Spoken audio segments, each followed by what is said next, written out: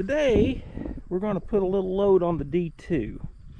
It's last little job of driving the people mover down at Eleonora at the antique tractor show.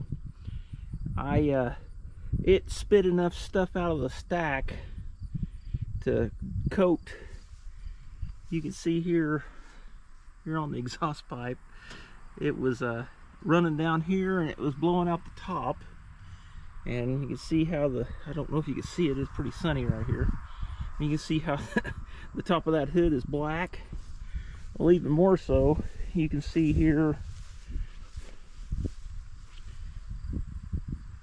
the gas tank here is just speckled. So I was trying to think of an idea how I could get a load on it for a good while and not absolutely kill it. And I see my neighbor come over here and he's got a pasture that is just full of little trees, such as this guy right here. I'll tell you what, the shade here is not doing us any favors in our shot here. But anyway, this is what he normally uses, a 40-20 and a 15-foot bush hog. But after about the third tire that got a tree ran through it, plus one on his pickup truck, he called in the Caterpillar here. He says, "You won't pop a tire on that one." I said, no we won't. So I done checked the oil on the tractor and it's all ready to go. I did notice that the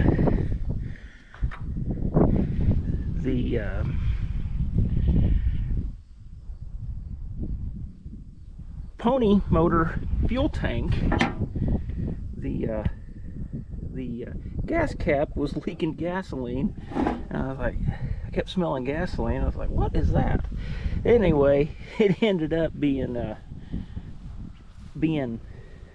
just the gasket on there. That's like one of the few things I just got this, cap and screwed it on there. But this old bush hog, it's I think it's probably went over several thousand acres over its years. And we got the loader on the old deer, and oh, that's not good. Well, anything in there?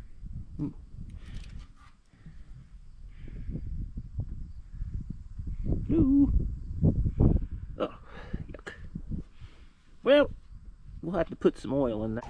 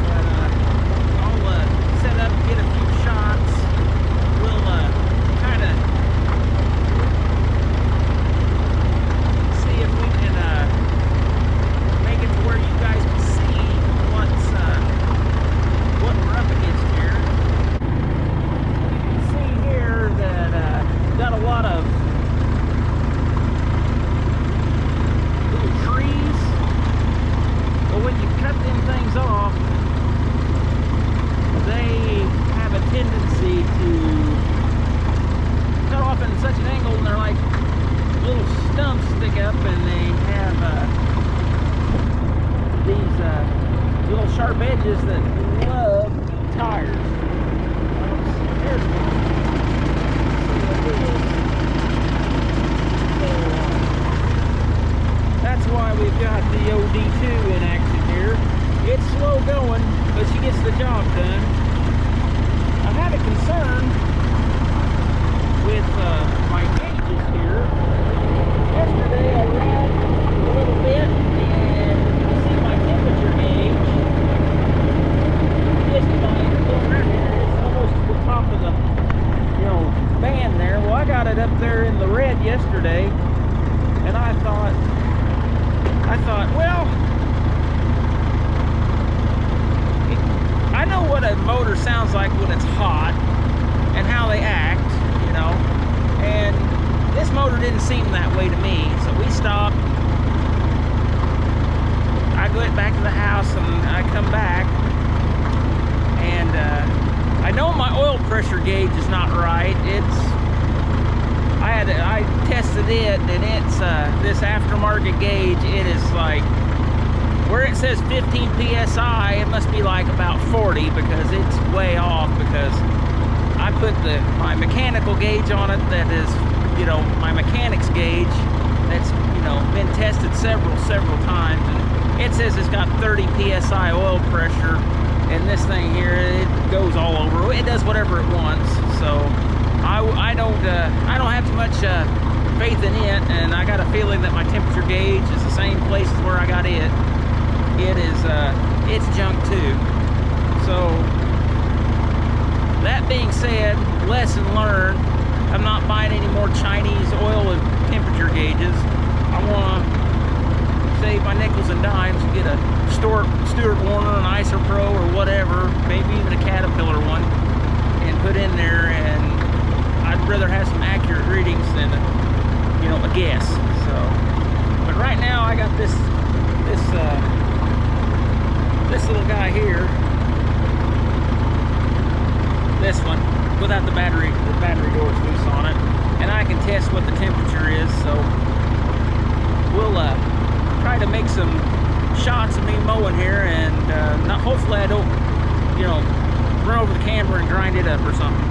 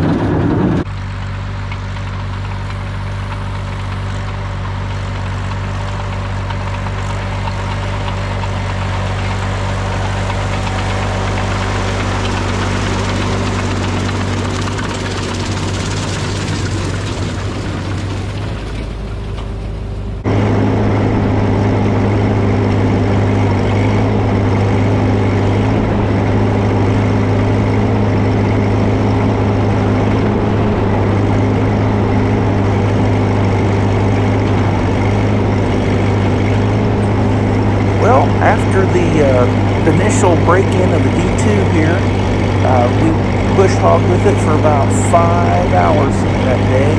And when we first started, it couldn't pull the hill in 3rd gear with the bush hog on it.